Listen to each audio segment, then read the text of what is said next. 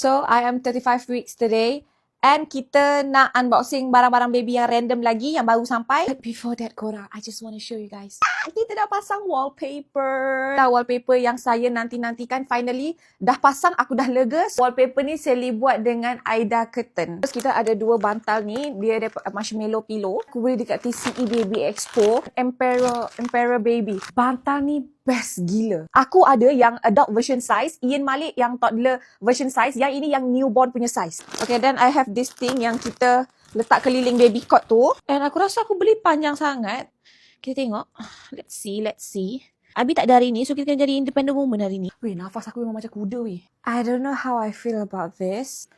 Aduh. We'll see how. Sebab aku macam tak suka and mungkin aku akan cabut balik, tapi kita biar je dulu kat situ. So dalam cot ni memang kosong. Dia takkan ada bantal, takkan ada selimut untuk tidur malam. Anak aku akan tidur tak pakai bantal, tak pakai selimut, memang flat, kosong. Okay, kita akan ada bantal untuk maybe time siang ke apa ke, tapi mainly kalau malam dia memang takkan tidur pakai selimut, pakai bantal.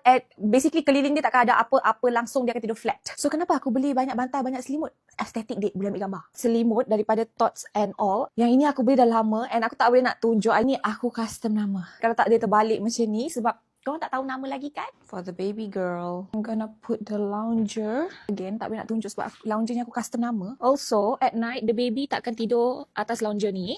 Lounger ni mainly untuk daytime. Aku beli tempat letak baju kotor. Ini aku beli kat TikTok shop je. Laundry basket dia. Sebelah sini. Abaikan aku punya langsir, nanti aku betulkan. Baby bathtub ni kita letak dalam toilet. Ni tilam, aku rasa kena letak dekat store. Ni antara barang yang aku tunggu. Aku beli dekat website Atelier Chooks. Is that how you pronounce it? And this is the bib. Kita try buka satu lah Yeah, it's from Atelier Chooks Paris. Look at that. So cute. Newborn dia. So maybe this gonna be dia punya baju balik rumah lah Baju-baju kita tak lipat lagi. Semua dah siap basuh. Nanti kita akan lipat. Okay, and kita akan letak dekat sini lah. And yes, aku beli dah changing table. Yang ni aku beli dekat IKEA. Beli yang ni juga. Senang kita nak bergerak-bergerak. Akan duduk sebelah sini. Alam nasi terbuka pula. Allah. Cabut lagi. Korang abaikan je yang atas tu. Jangan risau. Nanti Abi akan betulkan. Sebab saya pun sakit mata. Saya faham.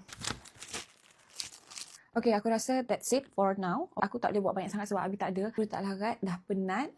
Lagi 2 minggu kita nak beranak. So, insyaAllah dalam masa 2 minggu ni aku akan cuba sedaya upaya untuk siapkan semua benda. Including my hospital bag.